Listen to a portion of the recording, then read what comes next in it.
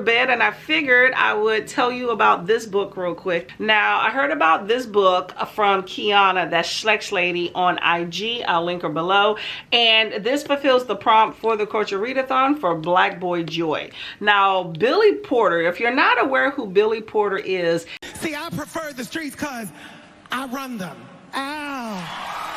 He is an award-winning actor. He has won a Tony Award, an Emmy Award. He starred on Store Search, actually won the $100,000 prize.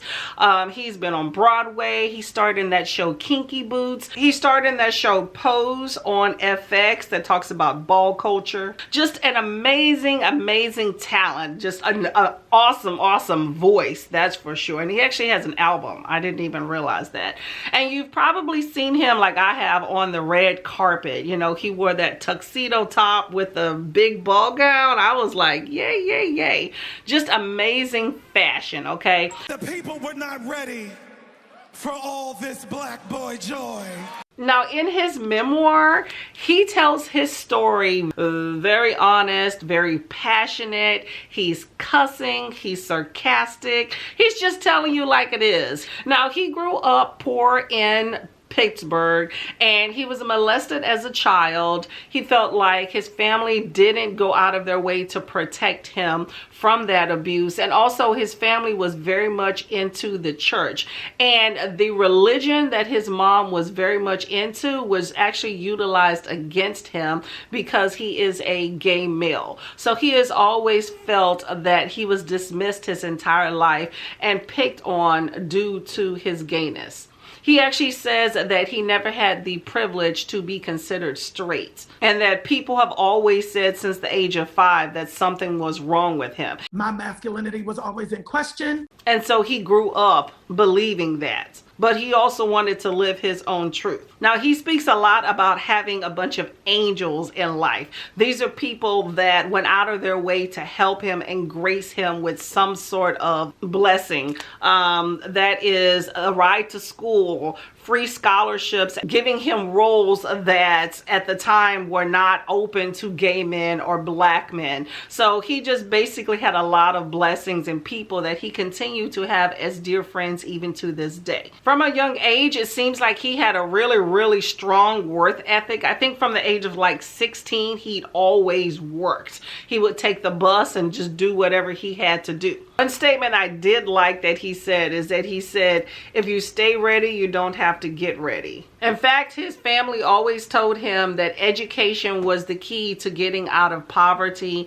and getting out of violence. And he took that to heart and took every education opportunity available to him. He actually went to the prestigious Carnegie Mellon University that's in Pittsburgh. I didn't even know that, for drama. I think at times he can be a bit of a quote unquote diva because he is such a perfectionist and he knows his worth and he refused to let anyone marginalize him, and I could definitely appreciate that. He speaks a lot about how the theater has changed over time. Hollywood wasn't having all this black boy joy.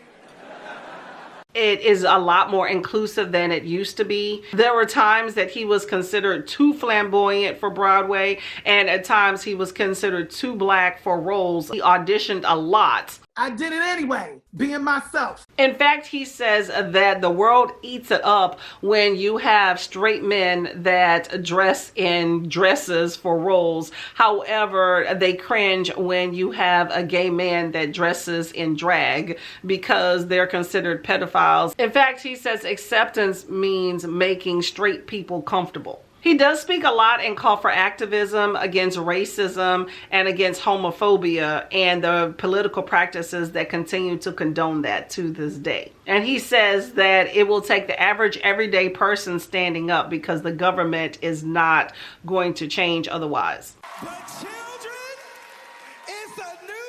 Now, when it comes to relationships and gay men, he did say that due to society and religion calling being gay an abomination and a perverted thing, that's why gay relationships tend to be transient and not deep. And I thought that was pretty interesting. I never thought of it that way. But due to the trauma he suffered, the sexual abuse when he was younger, he did have a hard time getting into a lasting relationship. And he said that the pandemic forced him to actually confront that trauma, because up until that time, he had utilized the theater as his safe space.